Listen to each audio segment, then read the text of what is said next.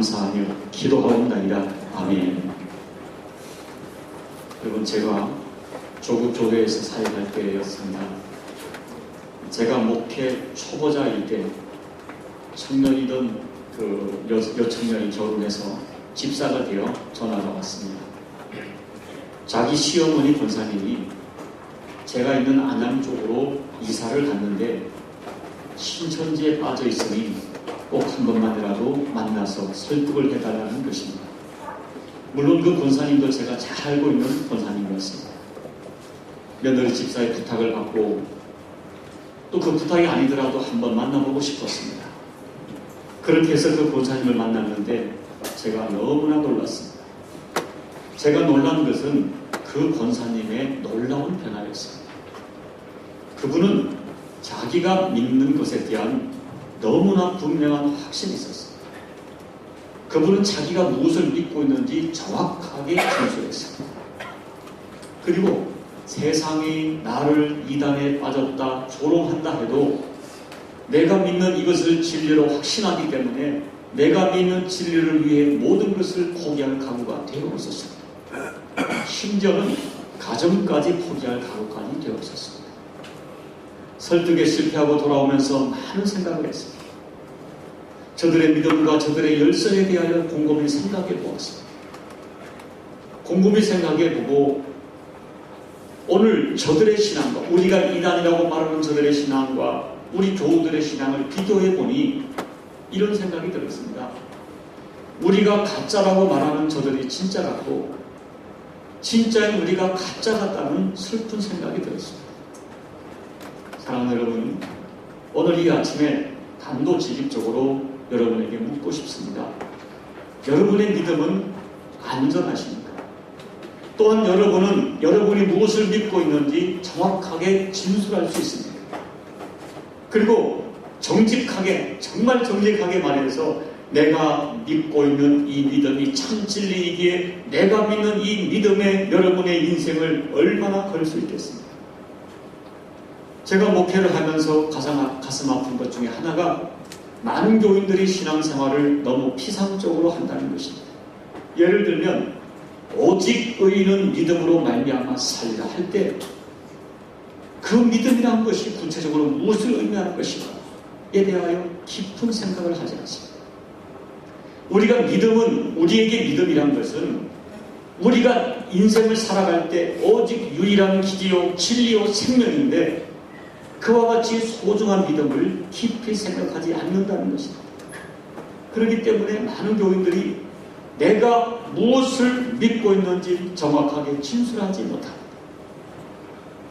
이렇게 믿음에 대하여 구체적으로 생각하지 않고 피상적으로 생각하기 때문에 많은 사람들이 그냥 교회 다니면 예수 믿는 것이라고 생각합니다.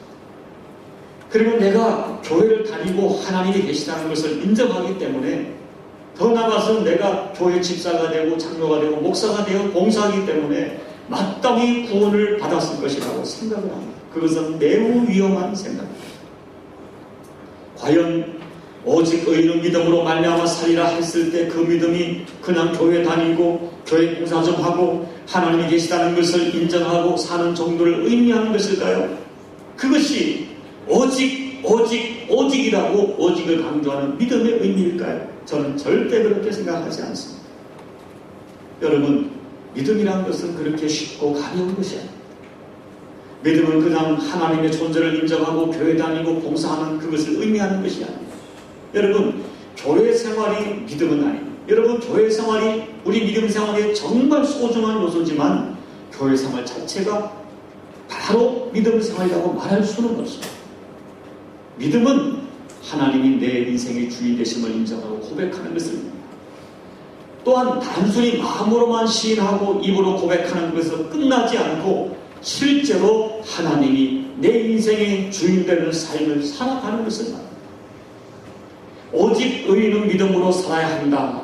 오직 믿음이 강조하는 것은 믿음이 내 삶의 전부요, 내 남은 인생의 방향이요, 내 인생의 색깔이요, 내 인생의 의미라는 것을 말합니다.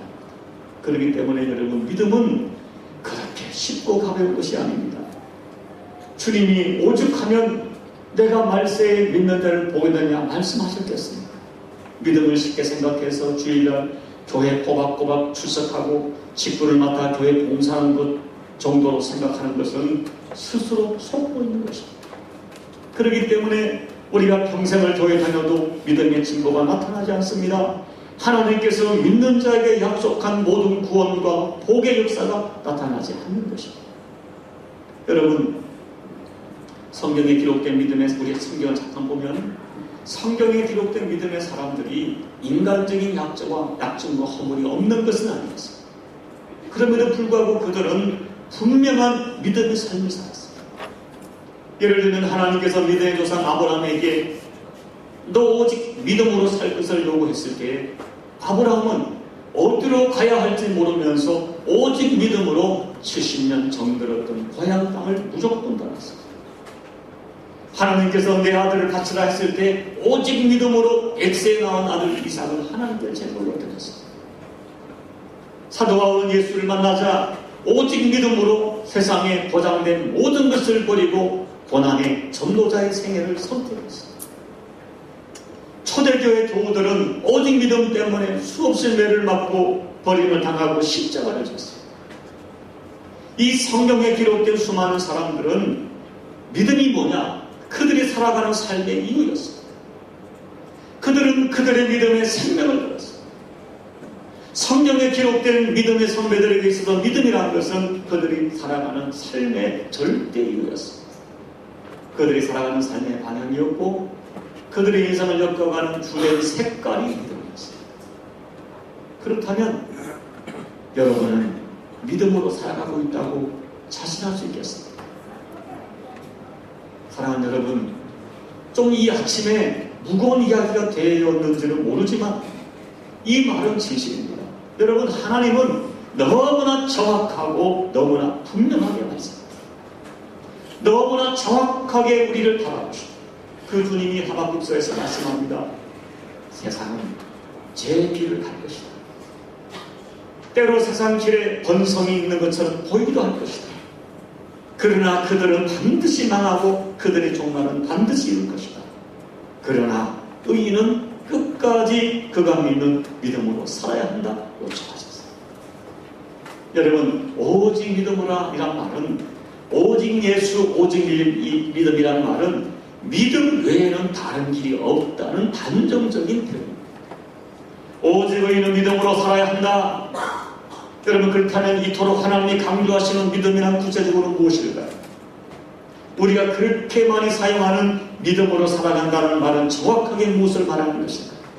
저는 오늘 마태복음 16장, 마가복음 오늘 8장, 누가복음 9장에 기록된 가이사라 빌보의 사건을 가지고 앞으로 4주 동안 우리가 믿는 믿음이 무엇인가에 대하여 정확하게 정의하려고 합니다. 오늘 한 가지만 말씀드립니다. 여러분, 오늘 본문이 일어난 이 사건이 일어난 당시는 이제 예수님께서 당신의 지상 사역이 거의 마무리되어 가고 있는 시점이었습니다. 예수님은 이제 십자가의 죽음이 얼마 남지 않았음을 알고 계셨습니다. 이제 예수님은 얼마 되지 않아 지상 사역을 다 끝내시고 하나님께로 돌아가야 할 것을 알고 계셨습니다. 그런데 주님이 안타까운 것이 있었습니다. 거의 3년이나 지상 사역을 했지만 아직도 사람들은 예수님이 누구신가를 정확하게 알아보지 못했습니다.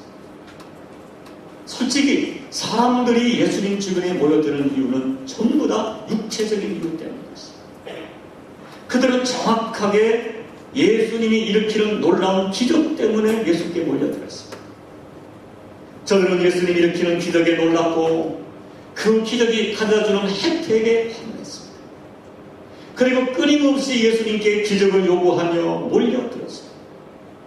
그러나 여러분, 저들은 예수님의 기적에는 놀라고 환호했지만 정작 그 기적을 일으키는 예수님이 누구신가에 대하여는 진지한 성찰이 없었습니다. 그들이 주님을 찾은 것은 주님을 경배하기 위함이 아니라 오직 기적과 표적 때문이었습니다. 그들은 예수님에 대한 정확한 믿음이 없었습니다. 그런데 주님이 더욱 마음이 아픈 것은 3년 동안이나 가장 가까운 곳에서 주님과 함께 생활했던 12 제자조차도 예수님에 대한 정확한 믿음과 고백이 없었다는 것입니다.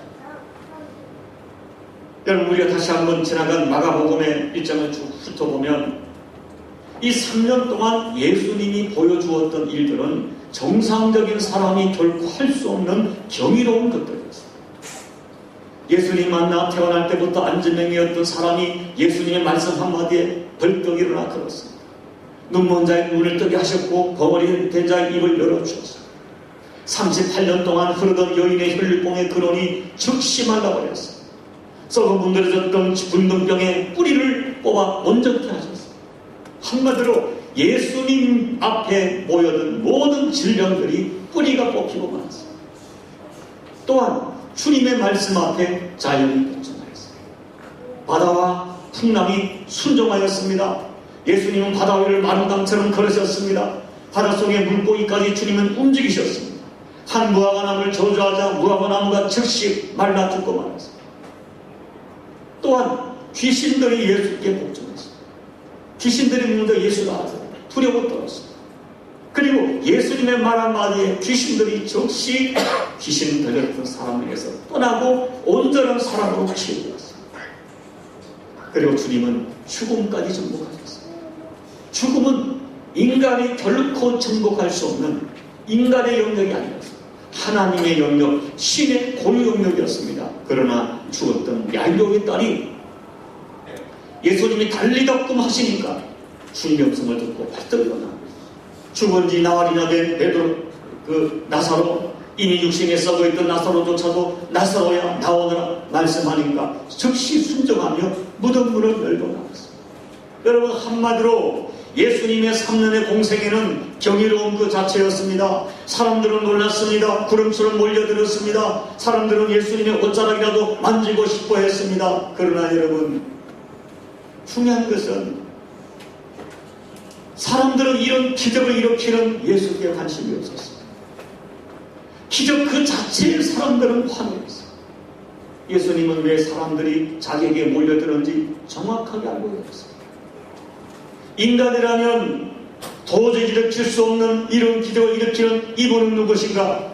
이런 진지한 성찰이 없었습니다.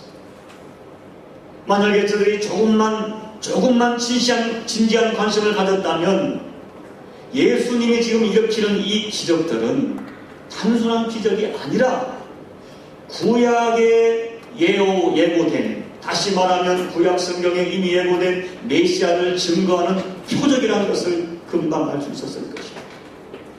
메시아가 오시면 이런 기적을 일으키리라, 이런 구약 성경의 예언의 말씀을 주님은 하나둘 이루시면서 당신의 메시아 되심을 증거하는 표적으로 기적을 실행하신 것입니다. 그러나 저들은 눈에 보이는 기적에만 환호했습니다.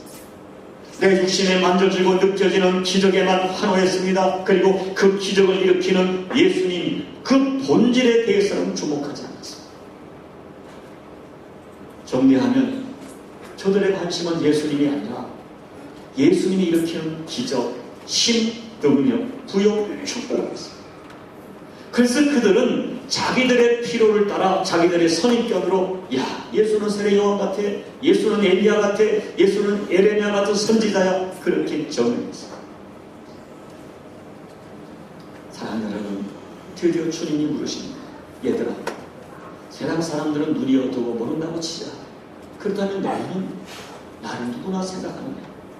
너희는 3년 동안 나와 함께 있었고 나의 말을 가장 가까이서 들었고 나의 가르침을 직접 받았고 나의 모든 행동과 기적들을 직접 체험했다. 그렇다면 너희는 나를 누구나 생각하느냐?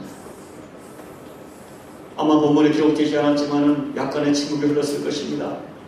제자들은 갑작스러운 주님의 질문에 대답을 쉽게 못했을 것입니다. 그러나 그때 베드로가 대답합니다. 주는 그리스도십니다.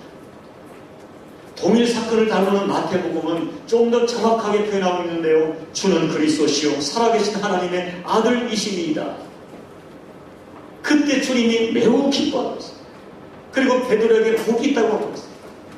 그리고 이 베드로의 입을 통하여 예수님이 누구신가를 선포하신 것입니다. 그리고 여러분, 그 고백 위에 교회가 세워지고 그 고백이 천국문을 여는 열쇠가 되리라 하셨습니다.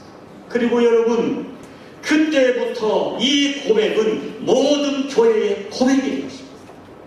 그날부터 2000년 동안 교회는 이 고백을 생명을 걸고 지켰습니다. 누구든지 예수님 만나면 이 고백이 터져나왔습니다. 예수님 당신은 나의 주님이십니다. 그리스도이십니다. 이 고백을 지키다가 수많은 사람들이 목숨을 잃었어요. 이 고백이 저들이 세상을 살아가는 유일한 이유이고 세상을 살리는 능력이라고 믿었습니다. 그리고 이 고백이 세상을 살리는 생명이라고 믿었기에 이 생명을 전하기 위하여 아시아로 아프리카로 떠나기 시작했습니다. 여러분, 오늘도 주님께서는 우리에게 동일하게 물으십니다. 너는 나를 누구라 믿고 있느냐? 아니, 너에게 나는 어떤 존재이냐? 주님은 다른 사람의 간증을 묻고 계시는 것이 아닙니다. 너의 간증, 나의 간증, 내가 고백하는 믿음의 고백을 물으시는 것입니다. 12 제자에게 물으시는 주님은 오늘 우리를 향한 질문입니다. 이제 우리가, 여러분들이 정말 정직하게 하나님 앞에 1대1로 대답을 해야 됩니다. 나에게 예수님은 정말 어떤 분입니까? 나에게 예수님은 정말 어떤 분입니까? 이제 우리는 정직하게 자신의 믿음을 점검해야 됩니다. 다시 한번 저는 오늘 여러분에게 묻습니다. 여러분에게 정말 예수님이 주님이십니까? 여러분, 믿음으로 산다는 거 가장 큰 핵심 1번은 오늘 베드로가 주는 겁니까? 예수님을 주님으로 믿고 삽니다. 여러분, 베드로는 예수님을 먼저 주님으로 겁니다. 예수님의 실상과 만나는 순간 베드로는 무릎을 꿇습니다. 예수님, 당신은 내 인생의 주님이십니다. 여러분, 이미 여러분께 수없이 말씀을 드렸습니다. 신앙은 다른 것이 아닙니다. 신앙은 내 인생의 주인이 바뀌는 것입니다. 내가 예수를 믿는다는 것은 예수님 그분을 내 인생의 주님으로 믿고 영접한다는 것입니다. 여러분, 저는 여러분에게 이 구원이란, 우리가 예수를 믿는 것은 구원받기 위해서인데요, 제가 구원이라는 것은 회복이라고 말씀을 드렸습니다. 여러분, 태초에 하나님 만드신 창조 세계는 너무나 아름다웠습니다. 최초에 만들어진 사람들은 오직 하나님만을 주인 삼아 하나님을 섬기며 행복하게 살았어요. 그때는 하나님과 인간관계, 인간과 인간관계, 인간과 자연관계가 하나님 보시기에 너무나 좋았어요. 그러나 죄가 들어오면서 보시기에 좋았던 것들이 깨어지고 부서졌어요. 현재만 깨어지고 부서진 것이 아니라 미래까지 하나님의 심판 가운데 깨어지고 파괴되고 소망이 없게 되었습니다. 이렇게 죄로 말미암아 부서지고 깨어지고 단절된 인간의 비극, 하나님과의 관계를 회복하려고 주 예수께서 이 땅에 오셨습니다. 예수님은 단절된 하나님과 인간관계를 십자가로 회복하셨습니다. 우리는 이것을 구원이라고 부릅니다. 이제 구원이라는 것은 단절된 하나님과의 관계를 회복하는 것입니다. 때문에 하나님과의 바른 관계를 맺고 있는 것을 구원받았다라고 말합니다. 그러면 죄는 무엇인가? 죄는 한마디로 하나님을 부인하는 것입니다. 하나님과 단절된 관계로 계속 살아가는 것입니다. 정확하게 표현하면 하나님이 나의 주인 되심을 거절하고 부인하는 것입니다. 여러분, 우리는 알고 있습니다. 원죄, 사단이 아담과 하와에게 접근하여 저들에게 한 원죄의 내용이 뭡니까? 그것은 네가 인생의 주인이 되라는 것입니다. 네가 선악과를 따먹음으로, 너는 선악과를 따먹으면 너가 하나님처럼 될 것이다. 하나님이 나의 주인 되심을 부인하고 네가 네 인생의 주인 되어 살라는 유혹이 최초의 죄였습니다. 사단은 선악과를 먹으면 네 눈이 밝아질 것이다. 너도 하나님처럼 될 것이다. 유혹했어. 그래서 아담과 하와가 선악과를 따먹었어. 그들에게는 결국 뭐예요? 내 인생에 내가 주인 되는 욕심이 있었어. 여러분, 그 죄를 통하여 아담과 하와는 하나님으로부터 단절됐어요. 그때부터 사람에게 생명이 떠나고 필연적으로 사망과 저주가 임하기 시작했어요. 사랑하는 여러분, 우리가 하나님을 부인한다는 것은 하나님이 내 인생의 주인 되심을 부인하는 것입니다. 이것이 아담의 죄죠. 하와의 인간의 원죄입니다. 이것이 인간의 최초의 죄요. 그 이후로 모든 인간의 본능 속에 자리 잡고 있는 원죄, 죄의 본질적인 내용입니다. 그것이 뭡니까? 내가 내 인생의 주인이라는 거죠. 그러므로 구원이라는 것은 하나님을 주인됨을 거절하던 한 인생이 자기가 주인되어 살던 사람이 이제는 하나님이 내 인생의 주인이십니다. 예수가 내 인생의 주님이십니다. 이것을 시인하고 돌아서는 것을 회복이고 구원이라고 말하는 것입니다. 구원은 하나님과의 관계가 회복되는 것입니다. 단절되고 끊어졌던 하나님이 내 인생의 주인 대신의 관계가 회복되는 것입니다. 이렇게 회복된 관계를 통하여 우리 삶 속에 하나님의 생명과 모든 권세와 축복이 역사하는 것입니다. 여러분, 정리하면 믿음은 하나님을 나와 내 인생의 주인으로 인정하고 이제는 주인 대신 그분의 말씀 따라 그분을 섬기며 살아가는 것을 신앙생활이라 하는 것입니다. 그러면 믿음의 반대는 불신이죠. 불신이 뭡니까? 하나님의 주인 되심을 거절하고 여전히 내가 내 인생의 주인으로 살아가는 것입니다. 내 삶을 내 생각과 내 뜻과 내 이익을 따라 살아가는 것입니다. 성경은 이런 죄를, 불신의 죄를 죄 중에 죄요, 사람을 사망에 이르게 하는 무서운 죄라고 규정하셨습니다. 그래서 하나님은 세상 사람이 번성하는 것 같더라, 자기 의와 자기 주인대로 살아가는 그들의 삶은 반드시 심판받을 것이다. 그러므로 의인된 너희는 오직 끝까지 믿음으로 살아야 한다고 하셨습니다. 그렇게 하나님을 주님으로 믿고 영접하면 생명을 얻고 구원받습니다. 그러나 자기를 주인 삼아 내 삶을 자기 생각과 욕심에 따라 살면 반드시 죽습니다. 그래서 성경은 죄의 결과는 죄의 삭은 사망이다, 죄의 결론은 사망이라고 분명하게 가르쳐주고 있습니다. 사랑하는 성도 여러분, 말이 자꾸 길어지지만 너무나 중요하기 때문에 반복합니다. 저는 오늘 우리 인생에 있어서 정말 중요한 문제가, 아니 간단하고 분명한 문제가 누가 당신의 인생의 주인인가를 묻고 확인하는 것, 이것이 굉장히 중요하다고 감사합니다. 이것은 여러분 죽느냐 사느냐의 문제가 달린 것입니다. 우리 인생의 가장 핵심적인 성공은 내 인생의 주인이 누구냐를 묻는 것입니다. 우리 신앙의 성공은 하나님이 진짜 내 인생의 주인이 되도록 얼마나 나를 정직하게 내어드리는가에 달려있습니다. 그러나 여러분, 우리에게는 구원받았지만 원죄의 성향이 살아있습니다. 이 원죄의 성향과 뿌리가 얼마나 끈질긴지, 내가 내 인생의 주인 되는 이 의지가, 이것이 얼마나 끈질긴지, 얼마나 강력한지 몰라요. 그렇기 때문에 신앙생활은 사실은 내가 내 인생의 주인 되는 이 원죄의 본능과 싸워가는 1대1의 싸움, 가장 큰 싸움은 자신과의 싸움이죠. 이것이 그렇게 극복이 되지 않습니다. 여러분, 저는 인터넷에서 우리나라의 안면장애 성의 수술 분야에 독보적 실력을 갖추고 있는 한 성인이라는 의사 이야기를 읽었습니다. 이분은 치과 면허와 성형외과 의사 면허를 동시에 받고 일본과 미국, 독일에서 7년 동안 공부해서 이 분야 대한민국 최고의 의사가 되었다고. 그런데 이분은 한 가지 독특한 일을 하는데, 한 달에 한 사람씩 단 10,000원을 받고 사람들을 수술해 줍니다.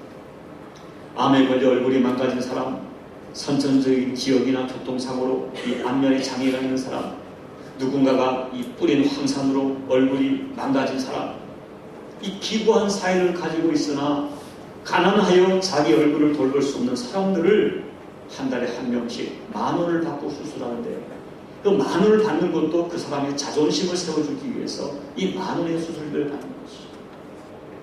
이렇게 수술을 받은 사람이 제가 2년 전에 글을 읽었을 때 이미 49명이 되었다고 합니다. 그런데 그냥 평범한 의사로 돈의 욕심을 가지고 살던 이 사람의 삶을 변화시킨 것은 무엇일까요? 그분이 진짜 예수를 만났던 것입니다. 단순히 교회를 다니고 예수를 아는 차원이 아니라 예수를 주님으로 진짜 영접했을 때부터 그 사람은 변하기 시작했습니다. 예수를 진솔하게 나의 인생의 주님으로 고백하면서부터 그러면 내가 어떻게 살아야 할 것인가를 생각하기 시작했습니다. 내가 가장 잘하는 것은 안면 장애를 고쳐주는 것이기 때문에 이 부분으로 주님 위에 일하기로 결정했다고 합니다. 그분은 예수를 만난 이후에 그 이후의 삶은 천국의 영원한 삶을 준비하는 과정에 불과하다는 믿음을 가지고 살고 있다고 합니다. 그리고 어린아이처럼 내가 언젠가 주님 앞에 섰을 때 너 참 잘 살았구나, 이런 칭찬을 듣고 싶은 어린아이 같은 믿음을 가지고 살고 있다는 것입니다. 여러분, 중요한 것은 예수에 대한 정직한 신앙 고백을 하게 되면 인생이 달라집니다. 예수님을 내 인생의 주님으로 고백하게 되면 예수님의 감동, 예수님의 말씀이 내 인생을 이끌어가요. 여러분, 이제 말씀을 마칩니다. 믿음, 그렇게 쉽게 가벼운 것이 아닙니다. 사실 우리 가운데 있는 원죄 영향이 너무나 강하기 때문에 믿음 생활이 그래서 힘이 든 것입니다. 여러분, 신앙은 인생의 주인이 바뀌는 것입니다. 내가 예수를 믿는다는 것, 예수 그분을 내 인생의 주님으로 인정하고 영접하고 실제로 내 인생의 주인 되신 예수님의 뜻대로 살겠다는 위대한 선언. 우리가 예수님을 주님으로 부르는 것, 여러분, 그것은 진짜 어마어마한 고백. 우리 죄인된 우리가 하나님을 주님으로 부르는 것입니다. 내가 예수를 주라 부를 때 자기 포기 선언. 주님, 내 생명도 물질도 장래도 다 주님의 것이라는 고백입니다. 주님, 내 자녀도 내 뜻대로 마음대로 키우지 않겠다는 고백입니다. 주님, 내 감정조차도 내 마음대로 하지 않겠다는 고백입니다. 주님, 내 시간과 물질을 내 마음대로 사용하지 않겠다는 고백이고 선언. 예수를 주라 부르는 고백은 그렇게 간단하지 않습니다. 아무리 어렵고 힘들어도 주님 말씀하시면 그 자리에 남을 것이고, 아무리 여기가 좋아도 주님 말씀하시면 떠나겠다는 자기 고백이고 선언. 여러분, 예수님 속지 않습니다. 이미 말씀을 드렸지만 입술로 주여 주여 부른다고 주님 속지 않습니다. 입술로는 주여 주여 부르지만 사실은 여전히 내가 주인 되어 자기 욕심으로 포장된 거짓 믿음에 속지 않습니다. 주님은 우리에게 정직을 요구하십니다. 우리에게 정직한 믿음을 요구하십니다. 거듭 말씀을 드립니다. 사랑하는 여러분, 저는 오늘 여러분들이 분명히 예수님을 주님이라고 영접한 의미라고 저는 믿습니다. 그러나 여러분, 우리가 신분적으로 예수 믿어 의인이 되었지만 우리에게는 여전히 원죄의 경향이 너무 강하게 남아있음도 부인할 수 없습니다. 내가 끊임없이 내 육체를 원하고 내가 주인 되어 내 영광과 내 기쁨을 위해 살려는 경향이 얼마나 끈질긴지, 얼마나 강력한지 모릅니다. 여러분, 부디 끈질기게 내가 내 인생의 주인 되려는 이 욕심과 육체의 본능과의 싸움에서 승리하기를 바랍니다. 적당해서는 안 됩니다. 눈을 부릅뜨고 예수님이 주인이라는 이 고백을 선포하며 이 고백을 지켜내야 합니다. 주먹을 굳게 해주고 내 삶에 예수님이 주인 되는 증거를 드러내야 합니다. 주님은 말씀합니다. 너희들의 열매를 보고 내가 너희를 알리라.